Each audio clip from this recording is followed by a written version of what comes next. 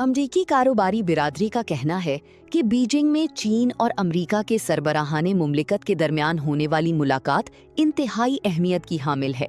उन्होंने इसे मुस्तकबिल के इक्तिसादी और तिजारती ताल्लुकात के लिए एक हौसला अफजा इशारा करार दिया।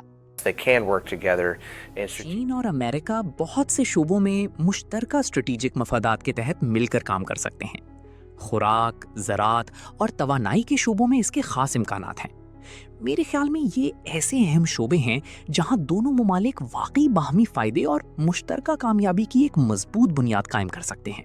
Agriculture is very, very important. ज़राअत सिर्फ चीन और अमेरिका ही के लिए नहीं बल्कि पूरी दुनिया के लिए बहुत अहम है।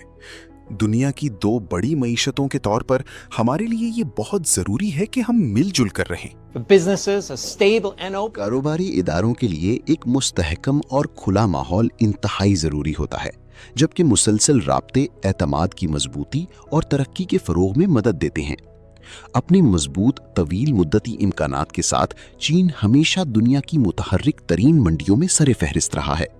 हम तवील मुद्दत के लिए चीन के साथ वाबस्ता रहने, सरमायाकारी जारी रखने और मकामी शराकतदारी को मजीद गहरा करने के लिए पुरअज़्म हैं। दोनों फरीकों ने एक तामीरी और मुस्तहकम स्ट्रेटेजिक ताल्लुक कायम करने की अहमियत पर जोर दिया।